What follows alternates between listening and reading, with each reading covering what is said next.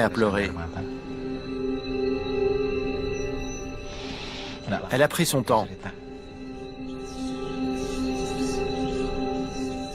Et finalement, elle a commencé à parler. Et elle m'a raconté son histoire. Ses parents n'étaient plus là et elle savait qu'elle allait être violée et tuée. Pour elle, il valait mieux se suicider plutôt que de subir cette torture.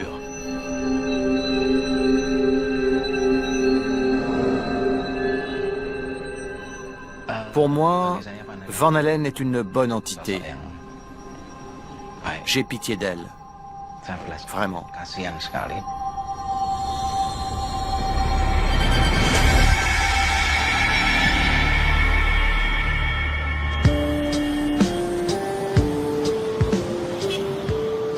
D'après Nourianto, ce fantôme néerlandais était désespéré et craintif. Une tragédie a-t-elle touché ce lieu, cette ville, ces gens?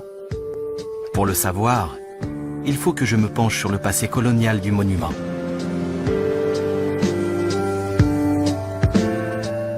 Les Néerlandais sont arrivés en Indonésie au XVIe siècle. Ils ont plus ou moins contrôlé le pays pendant environ 300 ans.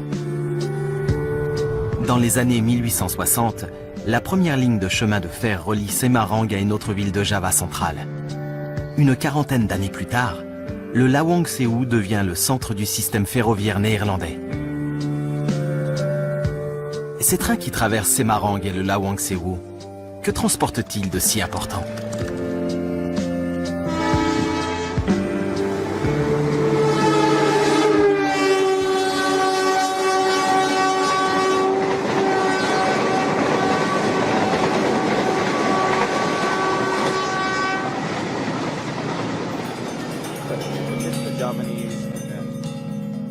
Joko, un expert des transports, connaît tout ça en détail.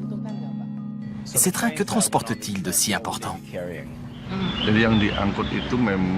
À l'époque, en plus du matériel militaire et des soldats, ils transportaient principalement des marchandises pour le compte d'une entreprise privée. Il y avait du teck, des denrées comme du sucre, du tabac, destinées à être exportées en Europe. Et tout ça au profit du gouvernement néerlandais. Qui a construit les lignes? Qui étaient les ouvriers? Qu'est-ce qu'ils ont subi et combien ils étaient? Jadi maksudnya Pak, siapa yang dan ada berapa banyak kira-kira? Le système en place était celui du rodi, le travail forcé. Les ouvriers n'étaient pas payés pour construire ces voies ferrées. Et tout le long du tracé, on a forcé les villageois à participer aux travaux.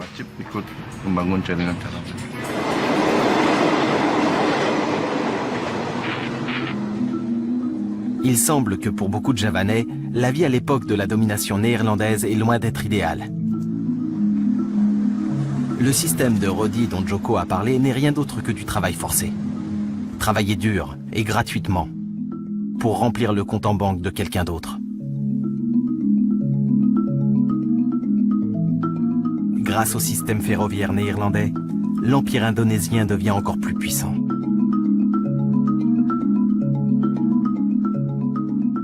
Des produits très demandés transitent depuis les plantations, à l'intérieur des terres jusqu'à Samarang, où elles sont expédiées par bateau pour répondre à une demande internationale grandissante. Plus l'acheminement est rapide, plus vite l'argent rentre dans les caisses.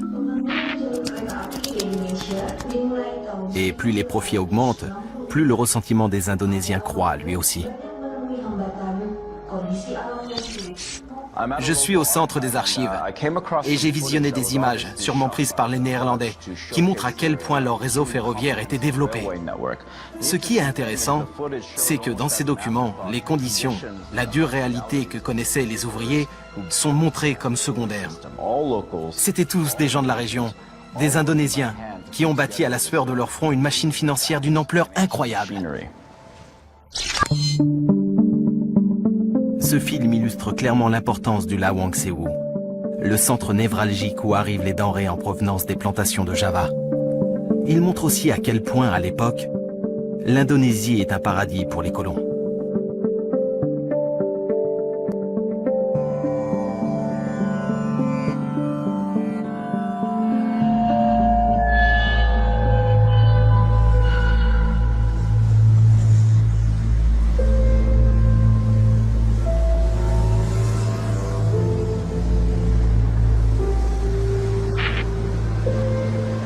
le Lawang Sewu, imposant édifice au cœur de Semarang.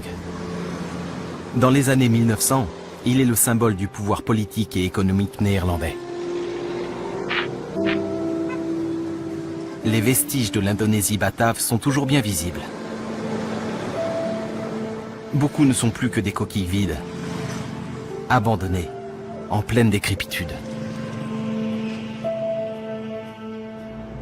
Dans la ville de Semarang, on retrouve facilement l'architecture, la présence coloniale néerlandaise.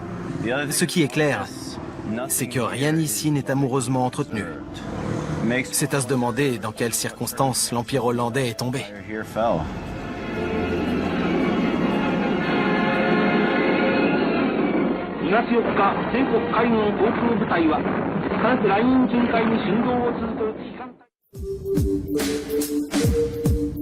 Ce qui m'a attiré en Indonésie, ce sont les histoires de fantômes entourant le Lawang Sewu, l'ancien siège du réseau ferroviaire néerlandais. Beaucoup pensent que son sous-sol abrite une intense activité paranormale. Mais pour moi, ce ne sont pas des fantômes qui hantent ce bâtiment.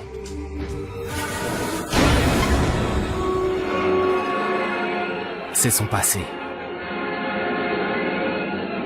En 1941, la guerre atteint le Lawang Sewu et les habitants de Semarang. La guerre mondiale va tout changer. Les Japonais attaquent et ne font pas de quartier. Les colons néerlandais sont renversés.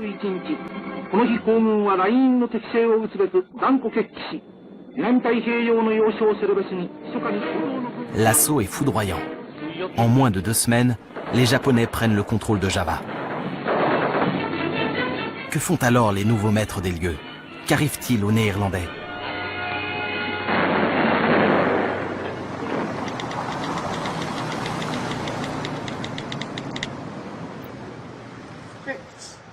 J'ai réussi à obtenir le témoignage le plus direct possible de cette chute. Anna est la petite fille d'un colon qui a vécu cette période. Comment vivait votre famille à l'époque coloniale?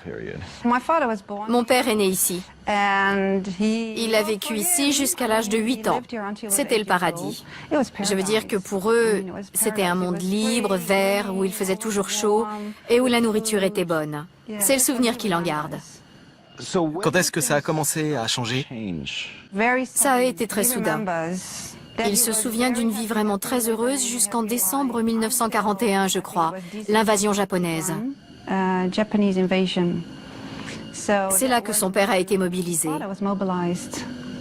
Il a été emmené. Il devait travailler pour les Japonais. 4 ans plus tard, en 1945, la famille a reçu une lettre annonçant qu'il était mort, sur le chemin de fer birman. Donc oui, il a perdu son père. Heureusement, mon père, lui, n'a pas été enfermé dans un camp. Mais ils ont dû se cacher. Les camps de prisonniers, qu'est-ce que vous savez de ça? C'était vraiment horrible. Les Japonais regroupent quelques 130 000 Néerlandais et les enferment dans des camps d'internement. Beaucoup souffrent de la famine et de maladies. Des milliers mourront.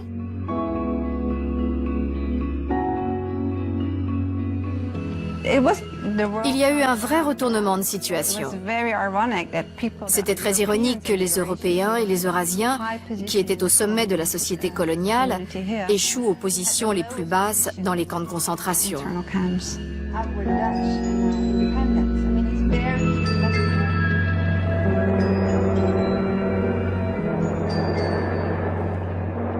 Autrefois rois en leur paradis du sud-est asiatique, les Néerlandais se retrouvent rassemblés et parqués comme du bétail.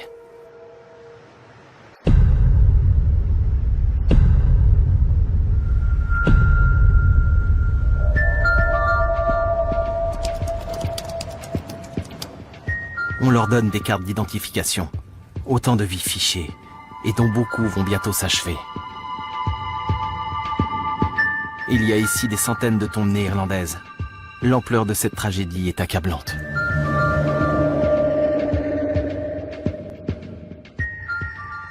Je suis dans le cimetière néerlandais de Semarang. Et si vous regardez derrière moi, vous pourrez vous faire une idée du nombre de gens qui sont morts ici. Et ce qu'il faut savoir, c'est que presque tous les gens qui sont enterrés ici sont décédés entre 1944 et 1945, c'est-à-dire pendant l'occupation japonaise, dans des camps d'internement.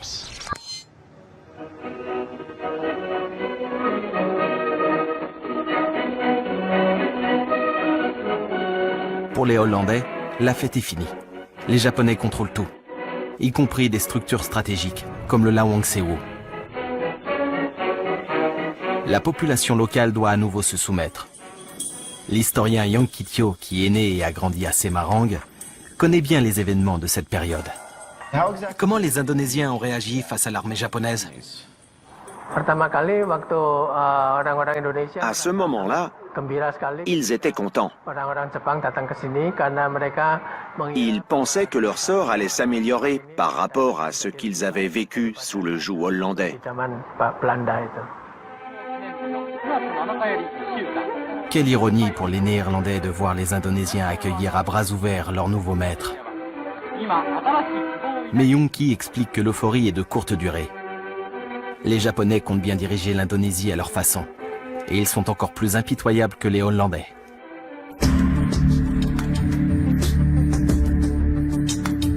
À Semarang, ils s'emparent des installations coloniales.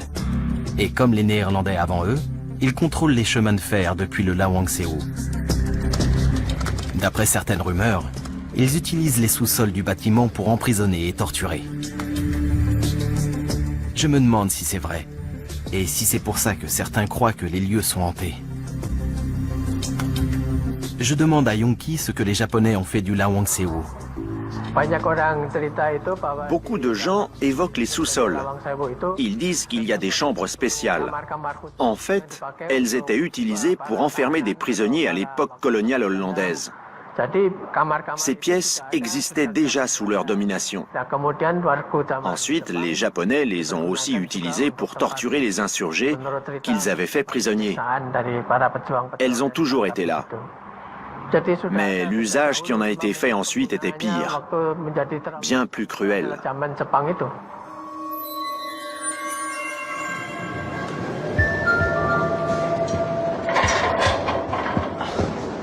Je suis un peu surpris que Yongki confirme les rumeurs sur les sous-sols.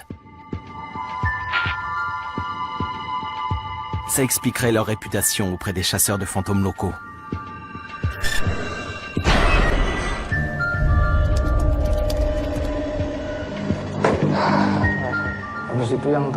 Elle avait les cheveux longs et elle portait une grande robe blanche.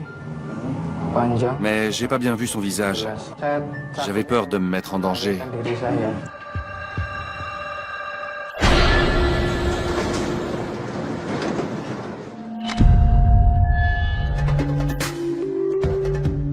Je ne peux pas accéder moi-même au sous-sol du Lawangsewo. Je me rends donc au centre des archives pour chercher des éléments qui pourraient confirmer ce que Wongki m'a dit sur les cellules. Mais je découvre que le bâtiment a été rénové récemment, car il a une valeur historique.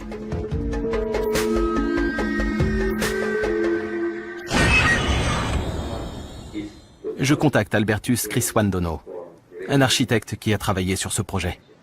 D'après certaines rumeurs, les sous-sols ont servi de prison. Vous pensez que c'est vrai?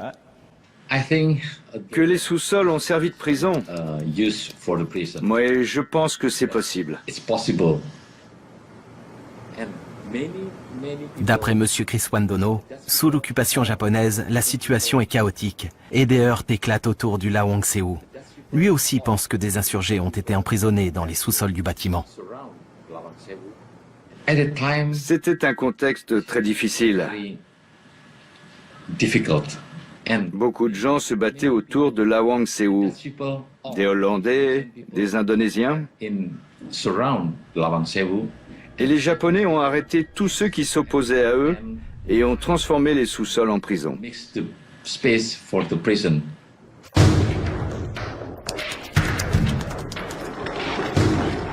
Mystère résolu. Je suis finalement convaincu, mais l'architecte a éveillé ma curiosité. Il a évoqué ce qui semble avoir été une bataille importante. La voici.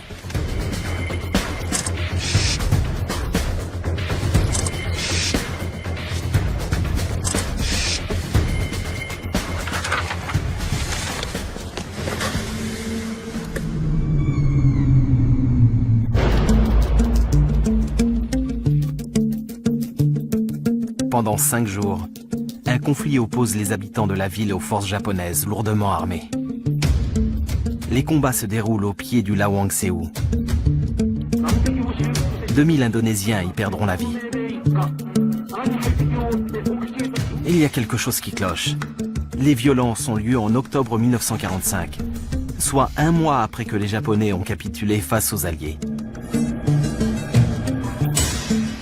Pourquoi livrer une bataille sanglante à Semarang alors que la guerre est terminée?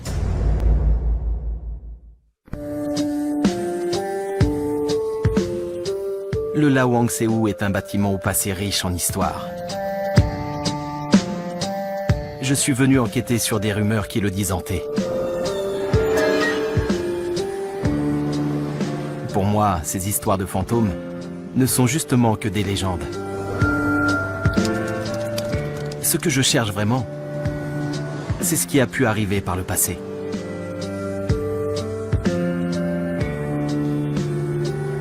Merci. Je suis maintenant convaincu que les sous-sols ont été utilisés comme prison. Mais il reste un autre mystère à résoudre. Une bataille qui a fait des milliers de morts. Pourquoi a-t-elle eu lieu après la fin de la guerre?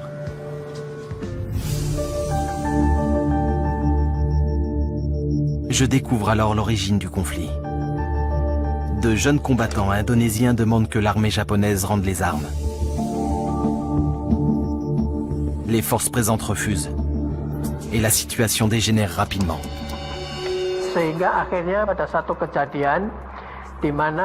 Il a fini par y avoir un incident. À Semarang, des Indonésiens ont attaqué les prisons et pris des Japonais en otage.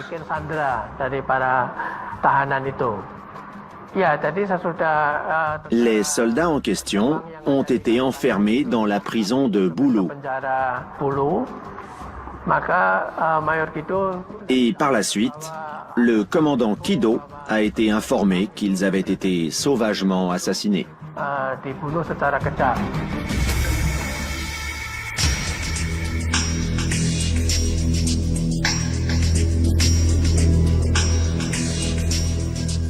Yongki me raconte que c'est ce massacre de plus de 100 Japonais, perpétré dans une prison voisine, qui décide le commandant Kido et ses hommes à lancer l'offensive.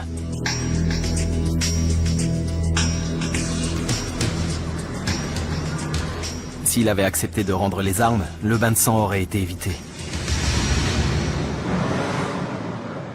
Pourquoi le commandant Kido a refusé? Il voulait obéir à son supérieur, qui était à Jakarta. Il avait reçu pour ordre de rendre les armes aux Alliés, et à personne d'autre. En tant que soldat, il voulait respecter le code militaire, obéir aux ordres.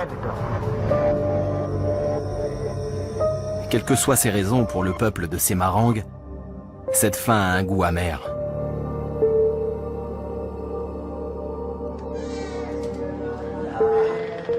Contre toute attente, j'ai réussi à trouver un survivant.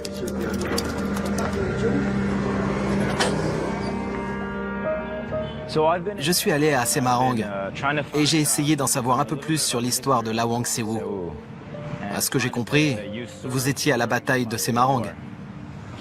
Je suis un vétéran. Je suis le responsable de l'association des anciens combattants de la bataille de Semarang. Et je suis retraité de la police. Quand les combats ont éclaté, quelle est la première chose que vous avez faite? Mon commandant nous a demandé « Qui veut se battre ?» J'ai levé la main et j'ai dit « Moi !» J'étais jeune et je pensais que je me devais d'être un policier responsable. Il faut être brave ou mourir. Quel genre d'armes vous aviez? Comment vous vous défendiez?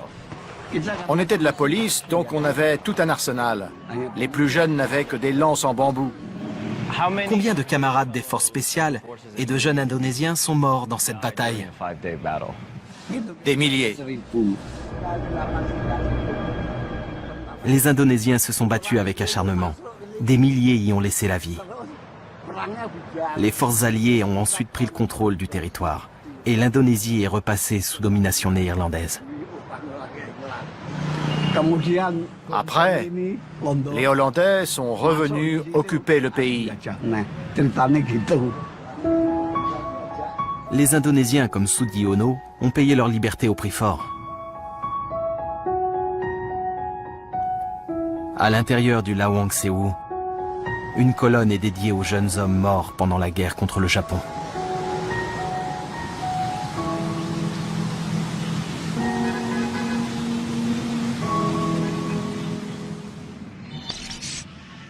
Pendant mon séjour à Semarang, je me suis baladé, j'ai parlé à des gens et j'ai recueilli leur histoire sur le Lawang Sewu. Bizarrement, je n'ai jamais eu l'impression de m'en éloigner de plus de quelques rues. Et là, quand je viens voir le monument qui commémore la guerre, je me retrouve à nouveau juste en face du Lawang Sewu. Ce qui est étrange sur ce mémorial, c'est que quand on regarde les visages représentés, on se rend compte qu'on ne peut pas faire de différence entre les victimes et les agresseurs. C'est exactement ce qui se passe dans une guerre. Peu importe qui on est, elle engloutit tout. On ne peut pas la contrôler. Et je crois que c'est ça l'histoire qui se cache derrière les événements du Lawang Sewu.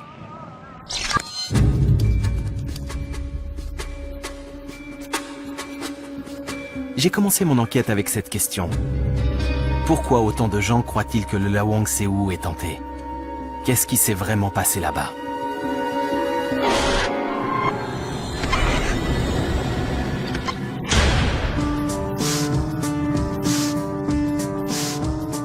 Cette interrogation m'a fait vivre une histoire bien plus épique.